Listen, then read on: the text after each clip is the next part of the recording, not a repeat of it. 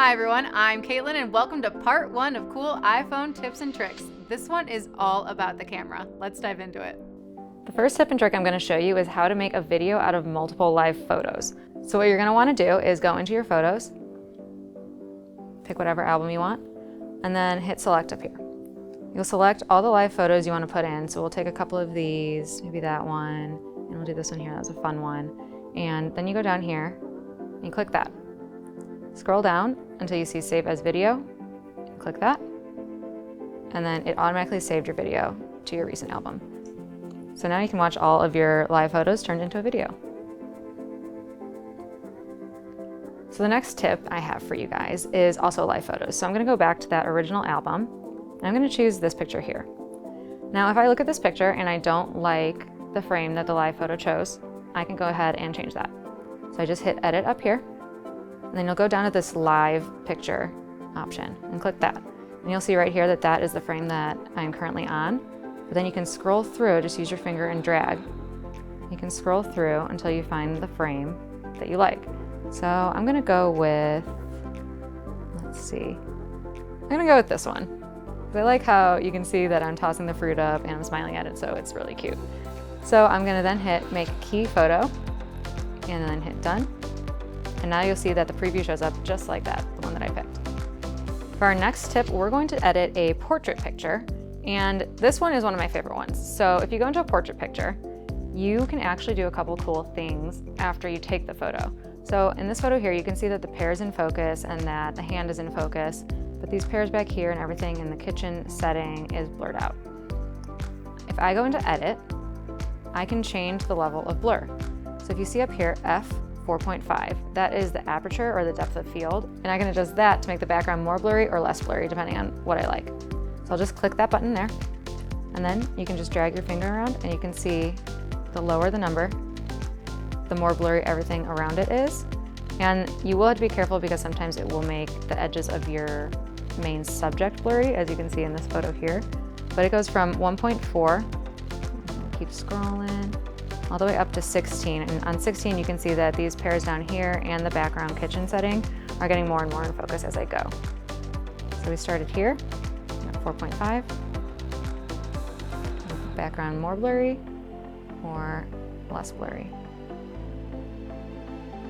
And then whatever you choose, you just hit Done. And there you have it. Another cool thing you can do with portrait photos is you can actually change the portrait photo mode after you take the picture. So if you were to take the picture and think, oh darn, I really wanted to change this into a studio light kind of photo, you can still do that. So you just take your photo, hit Edit, and then you can scroll through these different options for the portrait mode. And this is the natural light. You can scroll through to studio light, contour light, stage light mono, or high key light mono.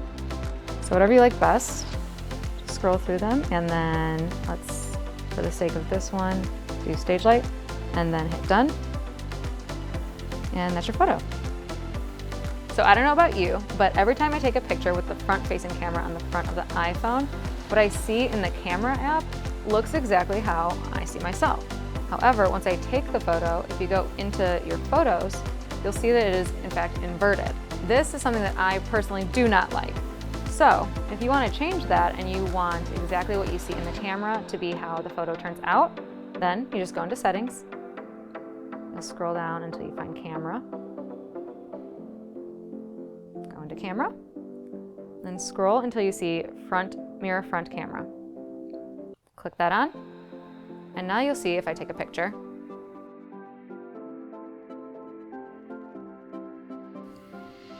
it'll look exactly the same in the Photos app.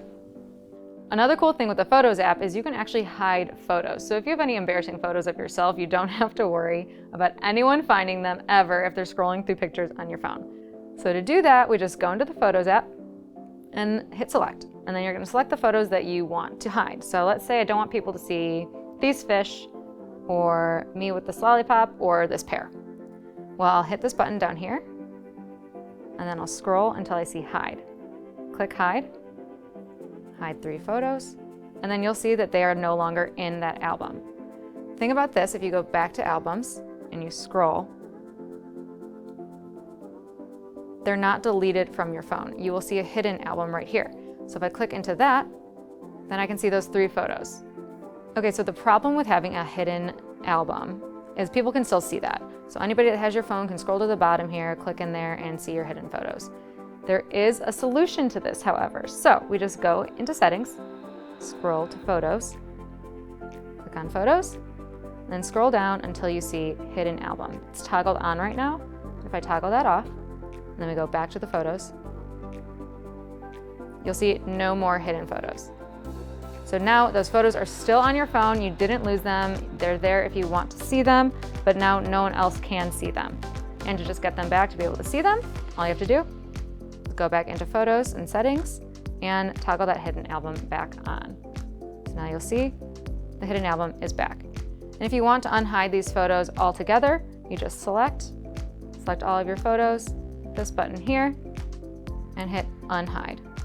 Now you'll see, you go back into that album, all those photos are right back where they were. So for the next trick, I'm going to show you something cool in the camera app. So we're just gonna open the camera app here, then we're gonna go to video. And before, you always had to change the frame rate or the resolution in settings under camera, but now you can just do it with a quick tap of either of these 2 buttons here. So right now we have it at HD and 30 frames per second. If I want to switch that, just 1 click and I'm in 4K. You click it again and you're back to HD.